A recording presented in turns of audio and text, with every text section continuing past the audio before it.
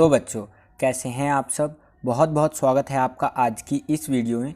आज की इस वीडियो में हम देखने वाले हैं बच्चों, आपको पता ही होगा कि आज जो है सो कि आपका प्री बोर्ड हुआ है क्लास 12th का। ठीक है, मॉर्निंग शिफ्ट और इवनिंग शिफ्ट दोनों का हुआ है, तो दोनों का क्वेश्चन पेपर अलग अलग है। ठीक है, तो वही हम सॉल्यूशन देखने वाले हैं आज की इस वीडियो में।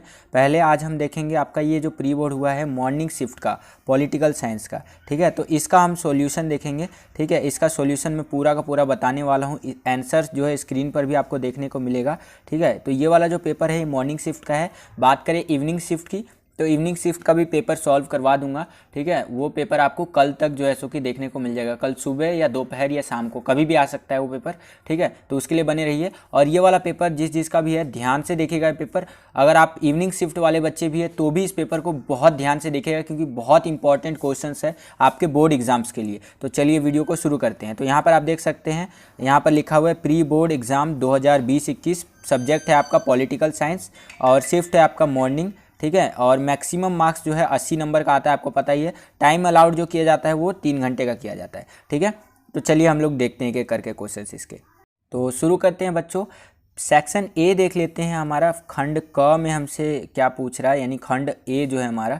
तो पहला वाला क्वेश्चन इसमें हमसे पूछा है कि शीत युद्ध के विषय में निम्नलिखित में से कौन सा असत्य है। ठीक है, 4 बातें बता रखी है शीत युद्ध के संबंध में। ठीक है, उसमें से हमें बताना है कौन सा गलत है। बहुत ध्यान से देखिएगा बच्चों, मुझे लगता है कई बच्चों ने इसमें कन्फ्यूजन होकर के जो है सो कि गलती की होगी। ठीक है, तो ध्यान से देखिएगा। पहला जो है ए हमसे क्या बोल रहा है कि संयुक्त राज्य अमेरिका और उनके साथी देशों के बीच एक प्रतिस्पर्धा थी, शीत युद्ध। ठीक है, दूसरा है आपका बी, यानी कि यह महाशक्तियों के बीच विचारधाराओं को लेकर एक युद्ध था। ये बात सही है। ठीक है, तीसरा है आपका कि शीत युद्ध ने हथियारों की होड़ शुरू की थी। ये भी बात सही है आपका। और डी है आपका चौथा कि अमेरिका और सोवियत संघ सीधे युद्ध में शामिल थे। ठीक है, तो ये कहीं ना कहीं गलत है। तो अगर आप ध्यान से देखेंगे बच्चों, तो ये फोर्थ वाला जो है, ठीक है, और ये जो पहला है इसमें डाउट लेकर के चलना पड़ता है आपको। ठीक है, मतलब आप जब पेपर दिए होंगे तो इन दोनों में आपको डाउट लग रहा होगा, लेकिन जो मुझे सही लग रहा है इसका डी आंसर सही लग रहा है कि अमेरिका और सोवियत संघ सीधे युद्ध में शामिल थे। ये चीज़ असत्य है कि डायरेक्टली वो लोग शामिल नहीं थे, वो लोग इनडायरेक्टली थे। ठीक है ना, जब भी तो इसका नाम शीत युद्ध पड़ा आपका। ठीक है, तो ये है, तो पहले का जो आंसर होगा वो डी होगा आपका। ठीक है, आगे बढ़ने से पहले एक छोटी सी बात और बताना चाहूँगा बच्चों। ये प्री बोर्ड का क्वेश्चन पेपर आया है सिर्फ मेरे पास, और इसका जो भी आंसर मैं बता रहा हूँ कोई भी आंसर की नहीं है मेरे पास, ना सीबीएसई ने मुझे आंसर की दिया है। ठीक है, जितना भी आज तक का मेरा नॉलेज है उसके अकॉर्डिंग मैं आपको इसके सारे आंसर बता रहा हूँ। ठीक है, 90% आंसर सही मिलेंगे आपको। हो सकता है 10% थोड़े बहुत आंसर इधर उधर गलत भी मिल जाए। ठीक है, तो उसको अपने दिमाग लगा करके एडजस्ट कर लीजिएगा। जितना मेरा नॉलेज है आज तक का उसके अकॉर्डिंग मैं आपको आंसर सही बताने का ही प्रयास करूंगा। ठीक है, तो इस चीज़ का खास ध्यान रखिएगा, नहीं तो कई बच्चे बाद में कमेंट सेक्शन में बोलते हैं कि सर आपने ये एक छोटा सा पॉइंट मिस कर दिया या ये थोड़ा सा कम बताया। तो देखो, जितना मेरे को पता है उतना ही बताऊंगा आपको, क्योंकि मेरे पास आंसर की तो है नहीं। ठीक है, वैसे कोशिश करूंगा कि 90% वैसे सही होंगे, थोड़ा बहुत इधर उधर मिस्टेक हो सकता है, तो उसका ध्यान रखिएगा। ठीक है, तो पहला क्वेश्चन का आई होप कि आपको आंसर समझ में आ गया होगा। पहले का जो आंसर होगा वो डी होगा। आगे चलते हैं, हमारा दूसरा क्वेश्चन पूछा है हमसे कि निम्नलिखित कथन को सही करके पुनः लिखिए। ठीक है, यानी कि सेकंड वाला क्वेश्चन है, इसके अंदर बोला है कि ये जो कथन दिया गया है, ठीक है, इसको सही करके दोबारा से लिखना है, आपको दोबारा से बताना है। ठीक है, तो इसमें देखिए क्या है, क्वेश्चन बोल रहा है हमसे कि क्यूबा मिसाइल संकट के दौरान अमेरिका के राष्ट्रपति जॉर्ज बुश थे। ठीक है, तो आपको पता होना चाहिए बच्चों, जो क्यूबा मिसाइल संकट था उसके दौरान जो आपके अमेरिका के राष्ट्रपति थे वो जॉर्ज बुश नहीं थे, बल्कि जॉन एफ कैनेडी थे। तो दूसरे का जो आंसर होगा वो आपका जॉन एफ कैनेडी होगा। ठीक है, तो इसको सही करके आपको इस तरह से लिखना है। आगे चलते हैं बच्चों, तीसरा क्वेश्चन देखिए क्या पूछ रहा है हमसे, थर्ड क्वेश्चन, कि प्रतिकूलता के विरुद्ध निरंतरता किस छोटे यहूदी शियोनीवादी राष्ट्र का सिद्धांत है। ठीक है, तो इसमें तो आंख मूंद करके आप जो है सो कि आप ये पहला वाला सही कर दीजिए, यानी कि इजराइल। ठीक है, यहूदी से संबंधित है। यहूदी एकमात्र दुनिया में जो देश है यहूदी का वो है आपका इजराइल। ठीक है, तो इसका जो सही उत्तर होगा वो होगा आपका इजराइल। आगे चलते हैं बच्चों, अगला प्रश्न देख लेते हैं अब। अगला प्रश्न देखिए बच्चों, चौथा क्वेश्चन हमसे क्या पूछ रहा है कि फरक्का विवाद किन दो देशों के बीच है। ठीक है, तो इसका जो सही उत्तर होगा बच्चों ये आपका होगा फरक्का जो विवाद है वो भारत और बांग्लादेश को लेकर के है, ठीक है ना। तो ये आप इसका सी वाला जो आंसर है वो सही उत्तर होगा इसका, ठीक है, इंडिया एंड बांग्लादेश। आगे चलते हैं बच्चों। अगला प्रश्न है हमारा 5वां प्रश्न। क्या पूछ रहे हैं हमसे, यहाँ पर देखिए कि भारत और पाकिस्तान के बीच में 1972 में कौन सा समझौता हुआ था, ठीक है ना। तो यहाँ पर इस बच्चे ने लिखा है आपका ताशकंद समझौता, लेकिन यहाँ पर होगा आपका शिमला समझौता। कौन सा समझौता, शिमला समझौता हुआ था भारत और पाकिस्तान के बीच में। तो आई होप कि आपको ये क्वेश्चन समझ में आ गया होगा बच्चों। आगे चलते हैं, अगला प्रश्न देख लेते हैं, ठीक है। अगला प्रश्न क्या पूछ रहे हैं हमसे, छठा प्रश्न देखते हैं। देखिए छठा प्रश्न हमसे पूछ रहा है, ये वाला छठा प्रश्न है कि निम्नलिखित कथन के समक्ष सही या गलत का चिन्ह हमें लगाना है, सही है या गलत है वो बताना है, ठीक है। तो नीचे चलते हैं, क्या पूछ रहा है देखिए क्वेश्चन हमसे ये वाला कि सुरक्षा परिषद के फैसले से असंतुष्ट होने पर महासचिव वीटो का प्रयोग करता है, ठीक है। जो सुरक्षा परिषद होता है आपका वो उससे असंतुष्ट होने पर, ठीक है ना, तो महासचिव जो होता है वीटो का प्रयोग करता है। तो ये जो आपका छठा प्रश्न है ये गलत है, क्योंकि देखिए आपको पता होना चाहिए वीटो एक नकारात्मक शक्ति होता है जिसका प्रयोग केवल और केवल सुरक्षा परिषद के स्थायी सदस्य ही कर सकते हैं, ठीक है। तो इसका जो आंसर होगा वो असत्य होगा। आगे चलते हैं बच्चों, अगला जो हमारा प्रश्न है, ठीक है, जो हमारा 7वां प्रश्न है। छठा प्रश्न हमने देख लिया, इसका जो आंसर होगा वो होगा आपका असत्य, ठीक है। यानी कहने का मतलब ये है कि जो वीटो पावर है वो एक नकारात्मक शक्ति है और उसका प्रयोग केवल और केवल जो हमारे सुरक्षा परिषद के स्थायी सदस्य हैं वही लोग करते हैं, ठीक है। तो ये जो है सो कि आपका छठा वाला है वो असत्य होगा। आगे चलते हैं, 7वां प्रश्न देख लेते हैं। ये 7वां प्रश्न है कि संयुक्त राष्ट्र संघ की स्थापना का प्रमुख उद्देश्य क्या था। 1 नंबर का क्वेश्चन है तो आप कुछ भी लिख सकते हैं, ठीक है, जितना आपको पता हो। मैं आपको बता देता हूँ, 1-2 पॉइंट ऐसे ही बता देता हूँ, ठीक है। सबसे मुख्य उद्देश्य की अगर बात करें ना तो दूसरे विश्व युद्ध जैसी घटना आगामी भविष्य में ना हो, इसीलिए सुरक्षा जो है सो कि आपको संयुक्त राष्ट्र संघ यानी यूएनओ की स्थापना की गई थी, ठीक है। या आप इसको इस तरह से भी बता सकते हैं कि वैश्विक स्तर पर शांति स्थापित करने के लिए बनाया गया एक संगठन है, ठीक है। यहाँ प्रमुख उद्देश्य की बात कर रहा है तो इन दोनों में से आप कुछ भी लिख सकते हैं जो मैंने आपको बताया, ठीक है। आगे चलते हैं बच्चों, अगला है हमारा 8वां प्रश्न है। क्या पूछ रहा है वो देख लेते हैं कि स्वतंत्रता के बाद रजवाड़ों को भारतीय संघ में डैश के द्वारा शामिल किया गया, ठीक है। तो एक सहमति पत्र था, उसका नाम था इंस्ट्रूमेंट ऑफ एक्सेशन, ठीक है। उस पर अगर आप हस्ताक्षर करते हैं तो जो है सो कि आप भारतीय संघ में शामिल हो सकते हैं, ठीक है, इंस्ट्रूमेंट ऑफ एक्सेशन। आगे चलते हैं बच्चों, अगला प्रश्न देख लेते हैं। 9वां प्रश्न क्या पूछ रहा है हमसे कि नीति आयोग का पूर्ण रूप लिखिए, ठीक है। तो नीति आयोग का पूरा नाम है आपका the national institution for transforming, ठीक है, the national institution for transforming, ये इसका इंग्लिश में नाम है और हिंदी में बोलते हैं राष्ट्रीय भारत परिवर्तन संस्थान, ठीक है, ये है आपका। तो नीति आयोग का पूरा नाम आई होप आपको पता चल गया होगा बच्चों। आगे चलते हैं, 10वां प्रश्न देख लेते हैं। 10वां प्रश्न क्या पूछ रहे हैं हमसे कि नीति आयोग के प्रथम अध्यक्ष जो है उपाध्यक्ष थे वो बताना है आपको। इन चारों में से कौन सा है कि नीति आयोग जो था उसके प्रथम उपाध्यक्ष कौन थे, ठीक है। तो इसका जो सही उत्तर होगा बच्चों ये बी वाला होगा। अरविंद पनगढ़िया जो है नीति आयोग के प्रथम उपाध्यक्ष थे, ठीक है। तो इसका ये वाला उत्तर होगा बी सही उत्तर। आगे चलते हैं बच्चों, 11वां प्रश्न देख लेते हैं, ठीक है। 11वां प्रश्न क्या पूछ रहे हैं हमसे, ये क्वेश्चन थोड़ा सा घुमाया हुआ है। 1 नंबर का क्वेश्चन तो है 11वां प्रश्न, लेकिन थोड़ा सा घुमाया हुआ है, ठीक है। तो इसको थोड़ा सा समझिए कि ये पूछ क्या रहा है हमसे। तो 11वां प्रश्न ये पूछ रहा है कि राष्ट्रीय विकास परिषद जो है किस प्रकार का निकाय है, ठीक है। इसके इंग्लिश में भी थोड़ा सा इस तरह से दे रखा है कि what is the nature of the national development council, ठीक है, ये है। तो बच्चे 1 नंबर में कंफ्यूज हो जाएंगे कि ये है क्या भाई, ठीक है तो है क्या, ये बताना है हमें, ठीक है ना। तो ये जो है ना राष्ट्रीय जो है सो कि विकास परिषद, ठीक है, जिसको एनडीसी बोलते हैं हम लोग, यानी नेशनल डेवलपमेंट काउंसिल, ये एक सलाहकार निकाय है। मतलब समझ रहे हैं आप, यानी कि एनडीसी योजना आयोग, समझ रहे हैं, योजना आयोग जिसको अब नीति आयोग बोल लीजिए आप, ठीक है, उसका मतलब एक सलाहकार निकाय है। और ये मतलब सलाहकार निकाय समझ रहे हैं, सलाहकार निकाय का मतलब क्या होता है।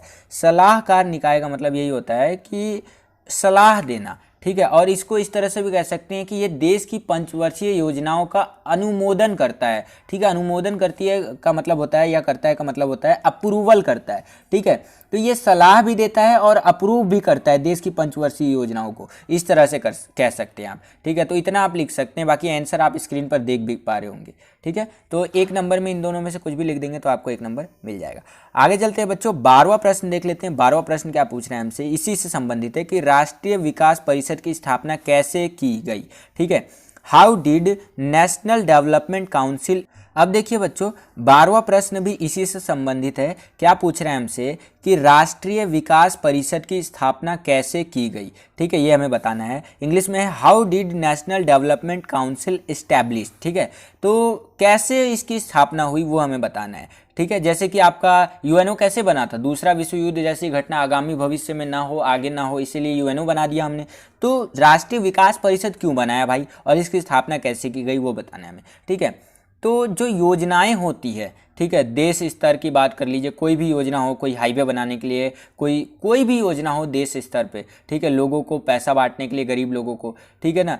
तो योजनाओं का निर्माण जो होता है उसके अंदर राज्य जो होते हैं ना, हमारे सभी राज्य देश के अंदर, चाहे आप यूपी ले लीजिए, हरियाणा, पंजाब, बंगाल, कितने भी राज्य, जो भी राज्य हैं हमारे देश के अंदर, उनकी भागीदारी होनी चाहिए। समझिए ये जो है राष्ट्रीय विकास परिषद की स्थापना कैसे हुई, ये समझिए। 1 नंबर का क्वेश्चन है, लेकिन समझने वाला क्वेश्चन है। जो योजनाएं होती हैं हमारे देश में, कोई भी योजना हो सकती है, उस योजनाओं में जो राज्य होता है उनकी भागीदारी होनी चाहिए, हर एक राज्य की, ठीक है ना। इसी विचार को, यही थॉट रखते हुए, यही विचार रखते हुए, इसी को स्वीकृति देते हुए, ठीक है, सरकार के एक प्रस्ताव पारित किया गया 6 अगस्त 1952 को, ठीक है। और राष्ट्रीय विकास परिषद का गठन हो गया यहाँ पर। समझ रहे हैं क्या, आप आंसर भी देख पा रहे होंगे, ठीक है। तो इस तरह से समझिए कि कोई भी योजना के अंदर राज्य की भागीदारी होनी चाहिए, और इसी चीज़ को ध्यान में रखते हुए एक प्रस्ताव पारित किया गया 6 अगस्त 1952 को, और राष्ट्रीय विकास परिषद का गठन हो गया, ठीक है। तो इसका आंसर आप इस तरह से लिख सकते हैं। आगे हमारा 13वां क्वेश्चन है कि ताशकंद समझौता किन 2 देशों के मध्य हुआ, ठीक है। तो ताशकंद समझौता जो हुआ था भारत और पाकिस्तान के बीच में हुआ था, ठीक है। तो जिसके अंदर हमने अपना एक जो है सो कि प्रधानमंत्री खोया था, आपको पता ही होगा, बहुत सैड मूवमेंट था वो, ठीक है। आपके शास्त्री जी को हमने खो दिया था। आगे चलते हैं बच्चों, अगला प्रश्न देख लीजिए। अगला प्रश्न है हमारा, ठीक है, ये 13वां क्वेश्चन था। अगला है 14वां क्वेश्चन। 14वां का एक क्वेश्चन क्या पूछ रहा है कि भारत ने सोवियत संघ के साथ 20 वर्षीय संधि किस वर्ष की, ठीक है। तो इसका जो सही उत्तर होगा बच्चों वो 1971 का होगा। डेट भी एग्जैक्ट देख लीजिए, 9 अगस्त 1971 को हमने 20 वर्षीय संधि की थी सोवियत संघ के साथ, ठीक है। तो ए है जो इसका सही उत्तर होगा। आगे चलते हैं, 15वां जो क्वेश्चन है हमारा कि भारत की परमाणु नीति के संदर्भ में कौन सा कथन असत्य है, ठीक है। तो इसका जो असत्य होगा, ये 3rd वाला इसने सही लिखा है कि परमाणु शस्त्र का प्रयोग करने की शक्ति सेना के हाथ में है। ये वाला जो ऑप्शन है ये गलत है, कि सेना के हाथ में नहीं होता है, सेंट्रल गवर्नमेंट यानी गवर्नमेंट के हाथ में है। ये सारा चीज़ हमारे जो कॉन्स्टिट्यूशन है, संविधान है, उसमें वर्णन किया हुआ है, ठीक है। आगे चलते हैं, इसी के अंदर एक अथवा में हमसे क्वेश्चन पूछ रखा है कि पंचशील सिद्धांत की घोषणा किस वर्ष की गई। तो इसने सही लिख रखा है, पंचशील समझौता जो हुआ था हमारा 1954 में हुआ था। डेट भी सुन लीजिए, 29 अप्रैल 1954 में हमारा पंचशील जो है कि सिद्धांतों की घोषणा की गई थी। तो ये ए है जो इसका सही उत्तर होगा। आगे देखिए, ये बहुत आसान क्वेश्चन है। एक तो ये वाला है कि इंडियन नेशनल आर्मी का जो है गठन किसने किया, यानी INA, इंडियन नेशनल आर्मी, ठीक है। तो इसका जो गठन किया था सुभाष चंद्र बोस जी ने किया था। तो ये इसका सही उत्तर होगा। आगे चलते हैं बच्चों, अब हमारा जो है सो कि सेक्शन 20 शुरू हो जाता है, जो कि पैरा वाला है, ठीक है। तो पैराग्राफ में पढ़ूंगा नहीं, डायरेक्ट मैं आंसर बता दूंगा इसका, ठीक है। तो आगे यहाँ पर हम लोग एक एक करके जो है इसके आंसर देखने का कोशिश करते हैं, ठीक है। तो पहला है आपका श्रीलंका को स्वतंत्रता किस वर्ष में मिली थी। तो 1948 में मिली थी, इसका सी उत्तर होगा। आगे चलते हैं, अगला है कि श्रीलंका की राजनीति जो है किस समुदाय का दबदबा है, मतलब श्रीलंका की राजनीति में किस समुदाय का दबदबा है। तो ये आप लिख देंगे सिंघली लोगों का दबदबा है, ठीक है। ये इसका सही उत्तर होगा। आगे चलते हैं बच्चों, अगला हमारा प्रश्न है कि स्वतंत्रता से पूर्व श्रीलंका को किस नाम से जाना जाता था। तो सिलोन नाम से जाना जाता था, सी इसका सही उत्तर होगा। आगे चलते हैं बच्चों, अगला प्रश्न देख लीजिए कि श्रीलंका में किस प्रकार की राज्य व्यवस्था कायम है, मतलब किस प्रकार से राजनीति या राज्य देश चलता है, किस प्रकार से। तो लोकतांत्रिक ढंग से वहाँ पर जो है सो कि देश को चलाया जाता है। तो ये था आपका 17वां क्वेश्चन। आई होप कि ये समझ में आ गया होगा। ठीक है, आगे चलते हैं बच्चों। अगला प्रश्न देख लेते हैं अब हम। अगला प्रश्न यहाँ पर आप देखिए, थोड़ा सा इस तरह से है, मैं इसको बदलता हूँ लाइन में, मतलब 1 मिनट रुकिए। अब देखिए बच्चों, अब हम लोग आ गए हैं 18वें क्वेश्चन में। ये भी हमारा एक पैराग्राफ वाला क्वेश्चन है। ठीक है, इसके अंदर जो जो क्वेश्चंस पूछा है उसके बारे में देख लेते हैं। क्वेश्चन है पहला वाला, यहाँ पर ये पहला क्वेश्चन है कि यूनिसेफ का मुख्यालय कहाँ स्थित है। ठीक है, तो यूनिसेफ का जो मुख्यालय है वो न्यूयॉर्क में स्थित है, यानी इसका पहला वाला ऑप्शन जो है वो सही होगा। ठीक है, ये आगे चलते हैं। निम्न में से कौन सा कथन असत्य है। ठीक है, तो इनमें से जो असत्य होगा वो होगा आपका जो है सो कि ये 18.3 का जो सही उत्तर होगा वो डी होगा कि यूनिसेफ जो है विश्व व्यापार के नियमों को तय करता है। ये गलत है, विश्व व्यापार के नियमों को तय नहीं करता है ये। ठीक है, अगला है कि यूनिसेफ की स्थापना कब हुई थी। तो यूनिसेफ की जो स्थापना हुई थी वो 1946 में हुई थी, यानी कि बी वाला जो ऑप्शन है वो सही होगा। ठीक है, तो आई होप कि ये क्वेश्चन भी आपको यहाँ तक समझ में आ गया होगा। आगे चलते हैं बच्चों। आगे देखिए बच्चों, अगला जो है हमारा 19वां क्वेश्चन आ जाता है। ये सेक्शन सी के अंदर अब हम आ जाते हैं। सेक्शन ए और बी हो गया हमारा। सेक्शन सी में देखिए क्या क्वेश्चन पूछा है हमसे। सेक्शन सी में ये 19वां क्वेश्चन है कि निम्नलिखित को मिलाना है हमें। तो जो पहला है आपका मिखाइल गोर्बाचेव, ठीक है, तो उसका सही उत्तर होगा सुधारों की नीति चलाई थी इन्होंने। ठीक है, यानी कि सुधारों की शुरुआत आप कह सकते हैं। जो दूसरा है आपका रूस जो है उसका पहला होगा, सोवियत संघ का उत्तराधिकारी ये बन गया। ठीक है, तो इसको मैं मिलान कर देता हूँ ठीक तरह से। मिखाइल गोर्बाचेव सुधारों की शुरुआत, ठीक है, रूस सोवियत संघ का उत्तराधिकारी। ठीक है, और तीसरा जो है यानी कि बोरिस येल्त्सिन, उसका ये होगा रूस के राष्ट्रपति। ठीक है, और चौथा है वारसा, ये एक सैन्य संधि था। ठीक है, तो इस तरह से आपको लिख देना है। आई होप कि ये 19वां क्वेश्चन भी आपको समझ में आ गया होगा बच्चों। ठीक है, आगे चलते हैं। अगला प्रश्न देखते हैं बच्चों। अगला प्रश्न हमसे क्या पूछ रहा है। अगला प्रश्न देखिए, थोड़ा सा टेढ़ा मेढ़ा है क्योंकि मेरे पास फ़ोटो ही ऐसा आया है। ठीक है, देख लेते हैं। देखिए अगला प्रश्न है कि भारत को सत्ता के नए केंद्र के रूप में स्थापित करने के कोई दो जो है सो कि कारण आपको बताना है। ठीक है, आंसर आप देख भी पा रहे होंगे स्क्रीन पे, मैं आपको बता भी देता हूँ।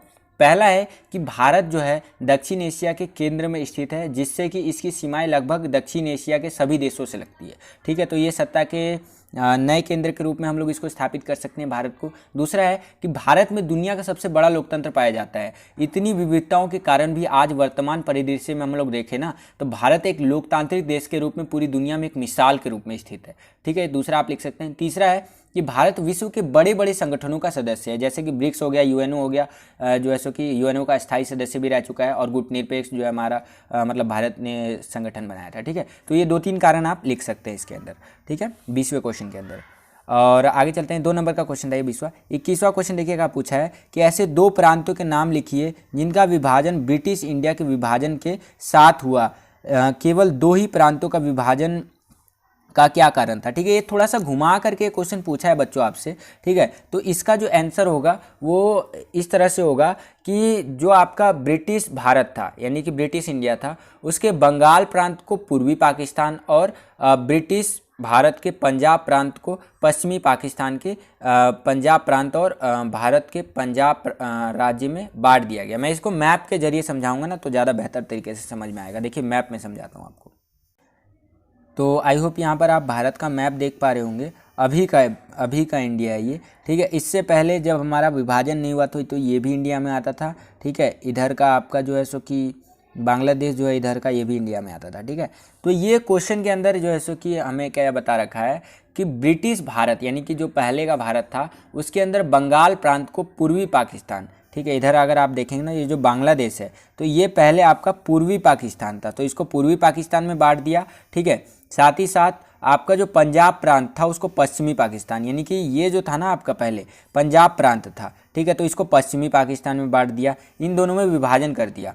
पश्चिमी पाकिस्तान के पंजाब प्रांत और भारत के पंजाब राज्य में बांट दिया गया, यानी कि इसको जो है आपका पंजाब प्रांत जो था इधर पाकिस्तान बना दिया गया और इधर जो है हमारा इधर पंजाब राज्य भी आ गया। ठीक है, यही बता रहा है इसके अंदर। कम समझिए क्वेश्चन को। ठीक है, और भारत के पंजाब राज्य में बांट दिया गया, इतना आपको समझ में आ गया आई होप। और मुस्लिम लीग अर्थात मोहम्मद अली जिन्ना द्वारा दिया गया द्विराष्ट्र सिद्धांत, इसके तहत इन्होंने क्या बोला था कि जो ब्रिटिश इंडिया है ये दो कौमों का देश है, अर्थात हिंदुओं के लिए हिंदुस्तान और मुस्लिमों के लिए पाकिस्तान। ठीक है, अलग देश की इन्होंने मांग की थी और कांग्रेस ने इसका विरोध किया था। ठीक है, तो इस तरह से जो है सो कि आपका आंसर देना था इस क्वेश्चन का। आई होप कि आपको समझ में आ गया होगा। आंसर आपको स्क्रीन पर लिखा हुआ भी दिख गया होगा। तो ये था बच्चों आपका 21वें प्रश्न का उत्तर। आगे चलते हैं 22वें प्रश्न का उत्तर देख लेते हैं कि तीसरे लोकतांत्रिक अभ्युदय की किन्हीं दो विशेषताओं को लिखिए। ठीक है, mention any two silent feature of third democratic अपसर्ग। ठीक है, तो ये जो क्वेश्चन है बच्चों, अगर मैं फैक्चुअली बोलूँ, ठीक है, जितना मेरा नॉलेज है उसके अकॉर्डिंग बोलूँ, तो ये मेरे को भी थोड़ा सा ना अटपटा सा क्वेश्चन लगा। ठीक है, लेकिन जहाँ तक मुझे समझ में आ रहा है इस क्वेश्चन के अंदर, हिंदी और इंग्लिश दोनों पढ़ करके, ठीक है, तो इसके अंदर जो लोकतंत्र के 4 स्तंभ होते हैं, चौथा स्तंभ जो होता है मीडिया का स्तंभ होता है। ठीक है, देखिए अगर मैं चाहता तो इस क्वेश्चन को स्किप कर देता। यूट्यूब पे मैंने कई वीडियोस देखी, उन्होंने इस क्वेश्चन को स्किप कर दिया डायरेक्टली, ताकि बच्चों को पता ना चल सके कि ये क्वेश्चन उनको भी नहीं आ रहा है। ठीक है, लेकिन मैं एकदम डायरेक्टली आपको बता रहा हूँ कि ये जो 22वां क्वेश्चन है, ठीक है, इसके अंदर जहाँ तक मुझे समझ में आ रहा है तो हमसे ये पूछ रहा है ना ये कि जो लोकतंत्र का तीसरा स्तंभ है, चौथा स्तंभ मीडिया का होता है, ठीक है, इस तरह से करके, तो जो थर्ड स्तंभ है हमारा, उसके हमें साइलेंट फीचर बताने हैं। ठीक है, ये है साइलेंट फीचर बताने हैं, फीचर्स यानी कि खासियत बताना है थर्ड डेमोक्रेटिक अपसर्ग का। ठीक है, तो आई थिंक मैं सही हूँ इस क्वेश्चन का समझने में। अगर आप में से किसी भी बच्चे को आता है इस क्वेश्चन का आंसर, तो प्लीज़ कमेंट सेक्शन में कमेंट करके ज़रूर बताइएगा। ठीक है, तो जिससे कि और बच्चों को भी समझ में आए और पता चल सके। 2 नंबर का क्वेश्चन है, थोड़ा सा घुमाया हुआ क्वेश्चन है। ठीक है, आगे भविष्य में जब भी मेरे को मैं थोड़ा सा अभी जस्ट अभी क्वेश्चन पेपर लेकर के बैठा ही था, थोड़ा सा मेरे को अभी नहीं समझ में आ रहा है, जैसे ही मेरे को याद आ जाएगा या थोड़ा सा मैं देख लूँगा इधर उधर, समझ जाऊँगा, डिस्क्रिप्शन बॉक्स में अपडेट कर दूंगा, तो चेक कर लीजिएगा। ठीक है, इसका अथवा देखते हैं। अथवा में हमसे क्या पूछ रहा है, तो इसके अथवा में पूछा है कि शाह जांच आयोग का गठन क्यों किया गया, कोई 2 कारण लिखिए हम। ठीक है, तो जो शाह जांच आयोग था उसका गठन क्यों किया गया था, वो हमें कोई 2 कारण बताना है। तो पहला कारण है कि शाह जांच आयोग का गठन जो है 1977 मई 1977 में जनता पार्टी की सरकार ने सर्वोच्च न्यायालय के मुख्य न्यायाधीश जेसी शाह की अध्यक्षता में शाह जांच जो है सो कि आयोग का गठन किया। लेकिन यहाँ पर हमसे पूछा है कि शाह जांच आयोग का गठन क्यों किया गया, इसके 2 कारण बताने। ठीक है, तो शाह जांच आयोग का गठन क्यों किया गया उसके ऊपर देख लीजिए। पहला कारण, शाह जांच आयोग का गठन किया गया जिसका कार्य था कि 25-26 जून की जो मध्यरात्रि को आपातकाल लगाया गया था, तो ये सही था या गलत था, उसकी जांच करना। और दूसरा कारण आप लिख सकते हैं कि आपातकाल के दौरान घटित जातियां जो हुई थी, मतलब जो जातियां की गई थी लोगों के साथ, तो उनकी जाँच करना, ये इस आयोग का काम था। ठीक है, तो ये 2 कारण लिख सकते हैं, और भी कई कारण हैं आप लिख सकते हैं, मैंने 2 कारण आपको बता दिए। अब आ जाते हैं बच्चों सेक्शन डी के तरफ, जो हमारा सेक्शन डी है उसकी तरफ आ जाते हैं। तो यहाँ पर देखिए एक क्वेश्चन पूछा है हमसे, थोड़ा अटपटा सा क्वेश्चन है ये। ठीक है, अगर मैं आपको दिखा पा रहा हूँ तो कोई 2 तर्क देकर स्पष्ट कीजिए कि गुटनिरपेक्षता की जो नीति है वो भारत को डायरेक्टली लाभ दिया उसने। ठीक है, explain by giving 2 arguments how the policy of non aligned directly benefited to India, इस तरह से मतलब करके हिंदी में बोला जा रहा है कि कोई 2 तर्क दे करके हम लोगों को स्पष्ट कर देना है कि गुटनिरपेक्षता की जो नीति है उससे भारत को सीधा लाभ कैसे हुआ है। ठीक है, देखिए इसमें इनडायरेक्टली और डायरेक्टली लाभ हुआ था हमें गुटनिरपेक्षता की नीति अपना करके। तो हमसे यहाँ पर पूछा है कि डायरेक्टली हमें कैसे बेनिफिट हुआ था हमने जब गुटनिरपेक्षता की नीति अपनाई थी तो। ठीक है, इसके अंदर मैंने मतलब आपको स्क्रीन पर चार्ट दिख रहा होगा एक, इसके अंदर मैं आपको बता देता हूँ कौन कौन सा आएगा। एक तो हम लोगों को अंतर्राष्ट्रीय स्तर पर अलग पहचान मिली थी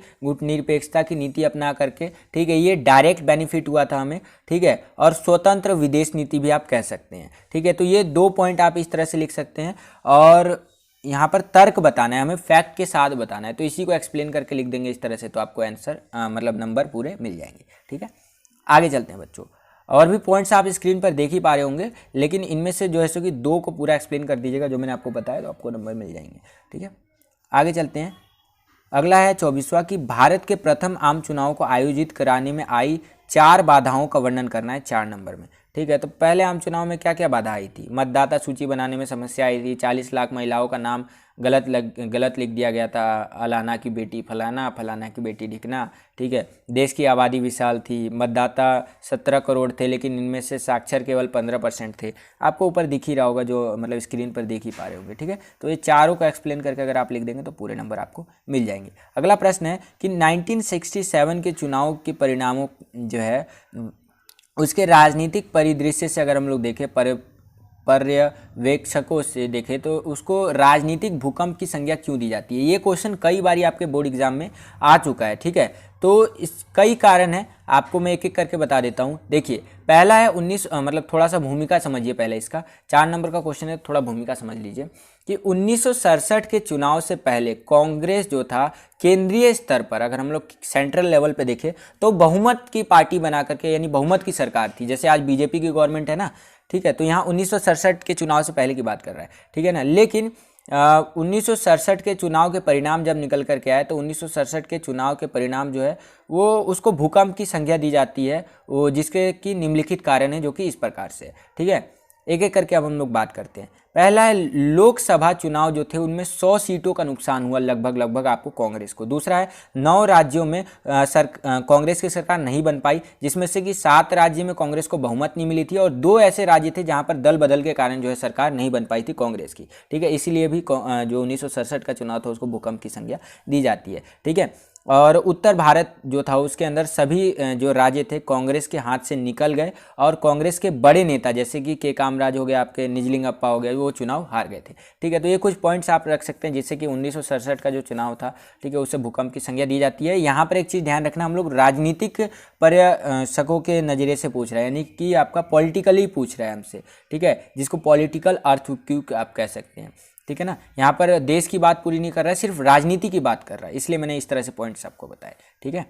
ये चीज़ ध्यान रखना, क्वेश्चन को समझा कीजिए। इसी के अथवा में देखिए क्या पूछ रहा है कि 1967 के आम चुनाव के समय भारत की आर्थिक और राजनीतिक स्थिति का वर्णन करना हम लोगों को। तो 1967 का जब हमारा आम चुनाव हो रहा था, ठीक है, तो उसके अंदर भारत की राजनीति जो थी स्थिति और आर्थिक स्थिति के बारे में बताना है। देखिए, क्वेश्चन यहाँ पर नहीं पूछा हुआ वाला, लेकिन वही क्वेश्चन घुमा करके उधर पूछ लिया था हमें। यहाँ पर तो हमने आंसर दे दिया राजनीतिक रूप से। अगर देखिए 1967 के चुनाव के टाइम की अगर हम लोग बात करें तो आर्थिक रूप से देखिए, देश जो है अभी जस्ट चीन से युद्ध लड़ा था 62 में, तो देश की आर्थिक स्थिति भी खराब थी। पाकिस्तान से युद्ध लड़ा था, आर्थिक स्थिति पूरी डगमगाई हुई थी, ठीक है। हमें हरित क्रांति जो है सो कि इस तरह से कह सकते हैं, देश के अंदर खाद्यान्न की संकट था, ठीक है। तो आर्थिक स्थिति के अंदर ये कह सकते हैं हमें अमेरिका से जो है सो कि गेहूं वगैरह मंगवाना पड़ रहा था, खाद्यान्न मंगवाना पड़ रहा था, ठीक है। और राजनीतिक स्थिति के अंदर यही देश के अंदर जो है सो कि उथल पुथल मची हुई थी। कांग्रेस का पूरा वर्णन कर देंगे तो आपको जो है सो पूरा नंबर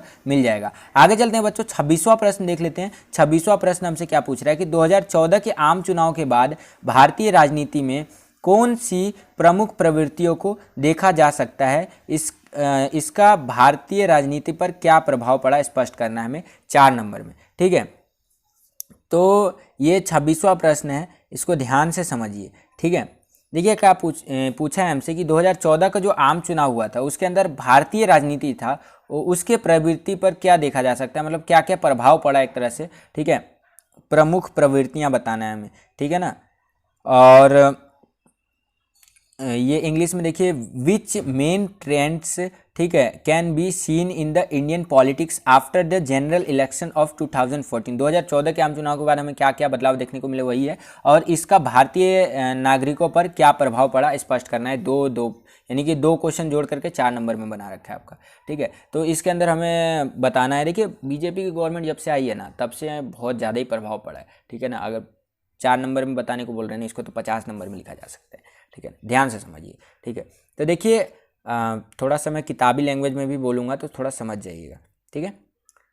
गठबंधन की अपनी अंतर्हीन कमजोरी थी। इसका परिणाम यह हुआ कि केंद्र में सरकार तो थी परंतु परिवर्तनकारी सरकार का अभाव था, ठीक है ना।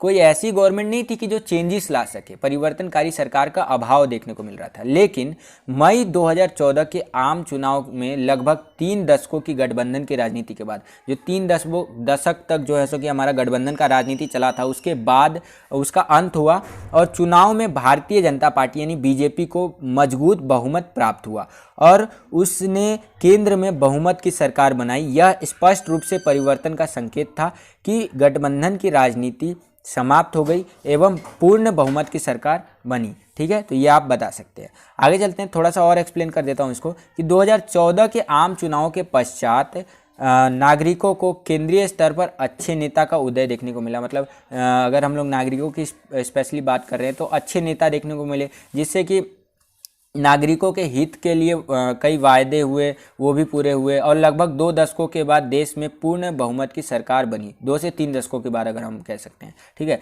जिससे कि नागरिकों को यह लगा कि आज का जो हमारा देश है उसके अंदर बदलाव किया जा रहा है सकता है। ठीक है, क्योंकि गठबंधन की सरकार के दौरान जो है देश में किसी भी प्रकार का बदलाव नहीं किया गया था और भारत में फैली हुई बेरोजगारी को लेकर नागरिकों को ये लगा कि अब बेरोजगारी खत्म हो जाएगी। ठीक है, तो मतलब नागरिकों को लगने लगा कि अब एक स्टेबल गवर्नमेंट आ गई है तो काफ़ी चीज़ें हो जाएंगी। काफ़ी चीज़ें हुई भी, हमारा ये अयोध्या विवाद इतने सालों से चला आ रहा था वो हमारा खत्म हुआ। ठीक है ना, जम्मू कश्मीर को हमने अपने में मिला लिया, काफ़ी चीज़ें हुई। जब एक स्टेबल गवर्नमेंट रहती है ना तो काफ़ी कुछ हमें देखने को मिलता है। ठीक है, तो इस क्वेश्चन का आंसर इस तरह से देंगे, आपको आंसर मतलब स्क्रीन पर भी दिख भी रहा होगा। ठीक है, आगे चलते हैं। अगला प्रश्न देखिए, इसी के अंदर अथवा में पूछा है हमसे कि 21वीं सदी के दूसरे दशक में केंद्र में गठबंधन सरकारों की प्रकृति में क्या परिवर्तन देखा जा सकते हैं। ठीक है, भारतीय राजनीति के संदर्भ में बताना है। इसका आंसर आपको कमेंट सेक्शन में देना है, इसका आंसर नहीं बताऊंगा, इसका आंसर आपको कमेंट सेक्शन में बताना है। ठीक है, आगे चलते हैं बच्चों। अगला है हमारा 27वां प्रश्न कि भारतीय राजनीति में गठबंधन सरकार के कौन से 2 सकारात्मक तथा 2 नकारात्मक प्रभाव देखे जा सकते हैं, इनका वर्णन करना है हमें। तो देखिए, पहले हम लोग गठबंधन सरकार के पक्ष में बात कर लेते हैं। तो पक्ष की अगर हम लोग बात करें तो सहमति की राजनीति देखने को मिलती है। अगर गठबंधन की सरकार चलती है ना तो सहमति की राजनीति कहीं ना कहीं देखने को मिलती है। अगर मैं इसको किताबी लैंग्वेज में बोलूँ तो गठबंधन की राजनीति ने सहमति की राजनीति को जन्म दिया है। यह सहमति कई महत्वपूर्ण मुद्दों पर देश के वर्तमान विकास के लिए लाभकारी है। इन मुद्दों में आर्थिक नीतियों के प्रति समन्वय व तालमेल सबसे महत्वपूर्ण रहा है। कई संयुक्त रूप से, ठीक है ना, मतलब कई दल संयुक्त रूप से इस बात को मानते हैं कि ना ही आर्थिक नीतियां जो है सो कि देश में पहले की अपेक्षा आज जो हम लोग विकास ज़्यादा अच्छे से कर पा रहे हैं। गठबंधन की राजनीति की बात कर रहे हैं। ठीक है ना, चाहे आर्थिक लेवल पे देख लीजिए, सामाजिक या राजनीतिक, किसी भी लेवल पे देख लीजिए, गठबंधन की राजनीति में विकास होता है। ठीक है, ये हो गया। और दूसरा, लोकतंत्र को मजबूत करता है, एक सब हेडिंग आप मान सकते हैं। ठीक है, अब हम लोग बात कर लेते हैं गठबंधन की राजनीति के विपक्ष में, थोड़ा सा बात कर लेते हैं। तो प्रधानमंत्री के विशेष अधिकारों का हनन होता है, एक्सप्लेनेशन आप देख भी सकते हैं स्क्रीन पे। और दूसरा है कि आपका कमजोर सरकार तथा स्थायित्व को खतरा होता है हमारा। ठीक है, और एक्सप्लेनेशन आप देख पा रहे होंगे। तो ये 2 पॉइंट आप लिख सकते हैं। ठीक है, तो ये हो गया। अब आगे चलते हैं बच्चों, खंड ई यानी कि सेक्शन ई जो है हमारा, उसके ऊपर यहाँ पर जो है सो कि मैप दे रखा है। मैप नहीं आया मेरे पास तो मैप मैं करवा नहीं रहा हूँ। ठीक है ना, आगे से बच्चे अगर मेरे पास पेपर भेजे तो कोशिश कीजिएगा मैप भेजने के लिए, तो मैप भी ज़रूर करवाऊँगा। ठीक है, तो ये है। अब यहाँ पर मैं बता दूँ, लेकिन मैप के अंदर मैं निशान ना लगवाऊँ तो मज़ा नहीं आता है। ठीक है, तो मैप जब भी कोई मेरे को पेपर भेजे तो मैप भी ज़रूर उसके अंदर ऐड करके भेजिए। आगे चलते हैं बच्चों। अगला है जो है सो कि देखिए, एक कार्टून दे रखा है और इस कार्टून से संबंधित कुछ प्रश्न पूछ रखा है। ठीक है, तो इनको देखेंगे बच्चों। तो देखिए बच्चों, यहाँ पर ये जो कार्टून है इसमें साफ साफ सरदार वल्लभ भाई पटेल और रियासतों के बारे में बात कर रहा है।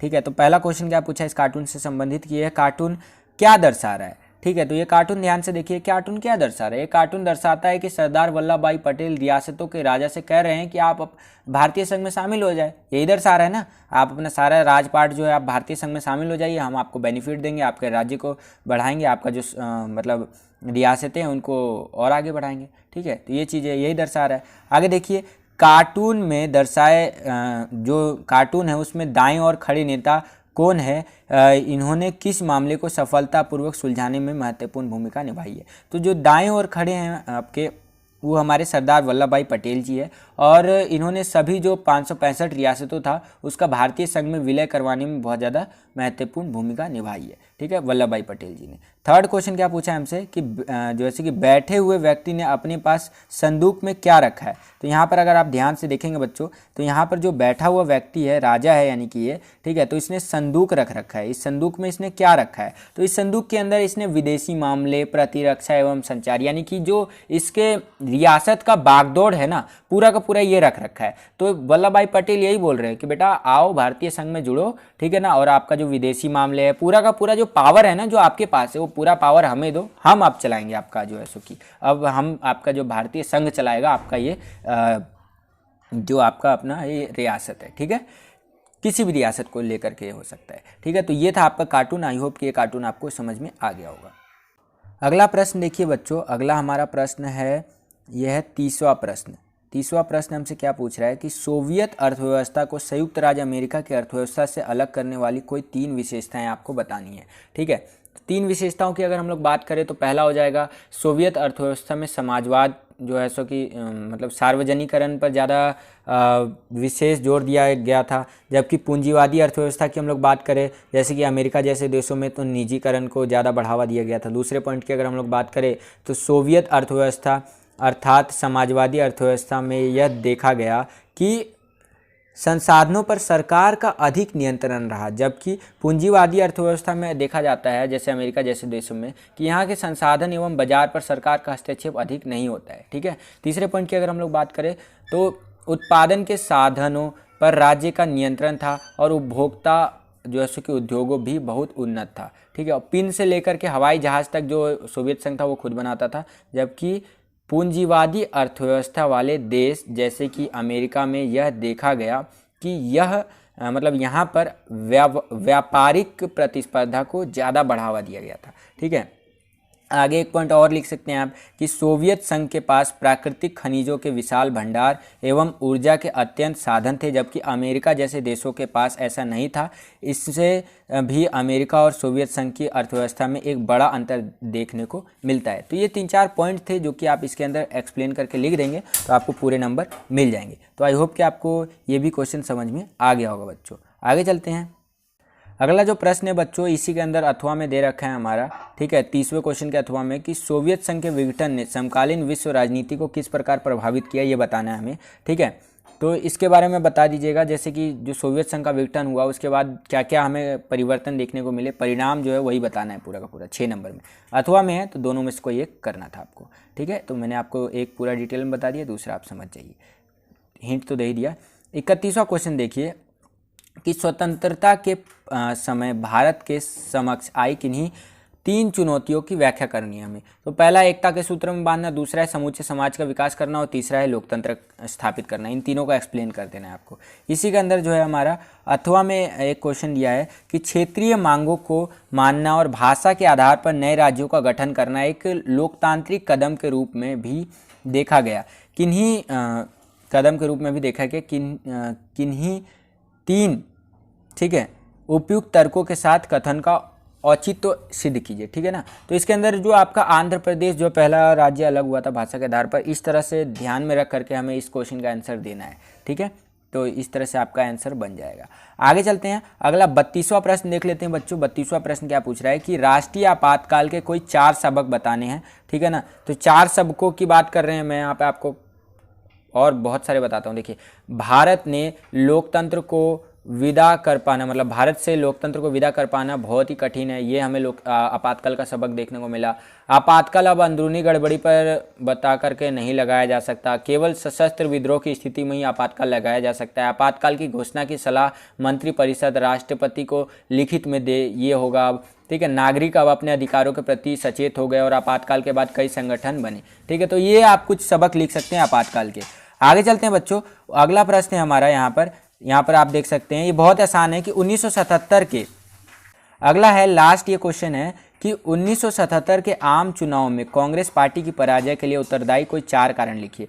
बहुत आसान क्वेश्चन है, इसके अंदर आपातकाल के दौरान जो जो किया इंदिरा गांधी ने वो सारा चीज़ इसके अंदर अगर आप लिख देंगे पूरा का पूरा एक्सप्लेन करके आपको पूरे नंबर मिल जाएंगे। तो बस बच्चों यही था आज का ये पेपर।